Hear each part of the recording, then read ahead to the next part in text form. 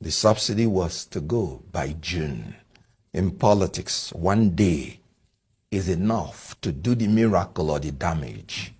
But what is the essence of you are saying in your inaugural speech that you are going to inflict more pain on the people? He said he was going to lead. Leadership is defined as the ability to influence people through inspiration, not intimidation or manipulation. That was a demonstration of arrogance of power, not humility of purpose. Now, when you are a leader, what is your purpose? Is it to inflict more pains on the people? No. And you have to be humble about it, especially when the problem emanated from the incompetence and dishonesty of leaders, not from the complicity of the people. Now, let me start by saying, so that you do not misinterpret me as ever supporting anything about oil fuel subsidy. If there is anything that irritates me to my bones, is the issue of subsidy. I wouldn't have voted for anybody who said he was going to maintain oil subsidy. And I'm very serious about that.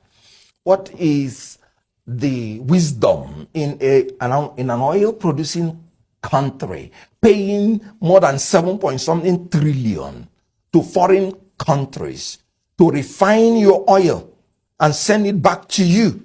You paying their shipping line, you building their refineries abroad, when you have your 4 refineries already built. So you support his move then? No, listen to me. Right.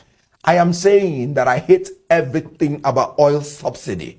And I agree with anybody who says it's fraudulent, it's criminal, and has no business in the first place in the Nigerian economy. Like I said. Well, that's why he removed it. No. We should be as careful in coming out of oil subsidy as we were careless in going into it. We displayed recklessness and carelessness going into it in the first place. So when you are coming out, you wouldn't be as careless as you were going in.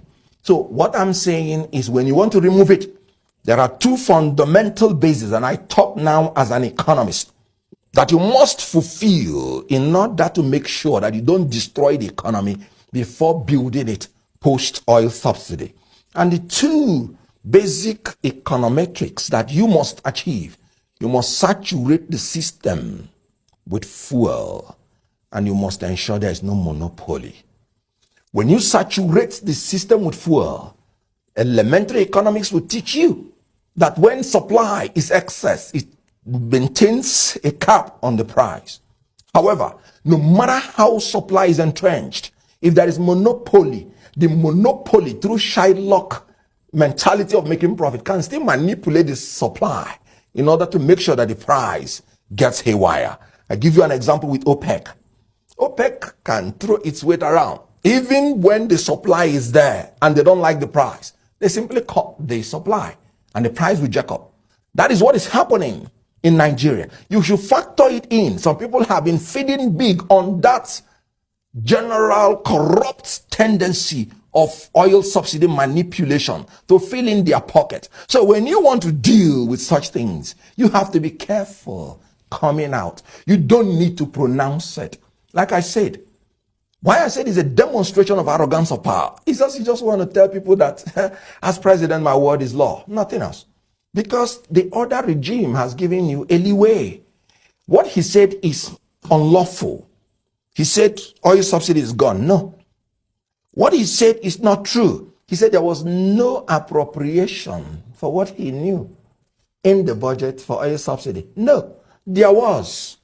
And it ought to end by June. If you end it today, that means the June allocation for oil subsidy will be dyed by some elements of criminal tendencies, because they would have jacked up the price before exhausting the subsidy, which is already a matter of law, which is already in the Appropriation Act. So there was everything wrong with that pronouncement. And it is anti-labor, it is anti-people, not because that I support oil subsidy, but because of the recklessness with which they are managing the exit of the oil subsidy. Right. Well, the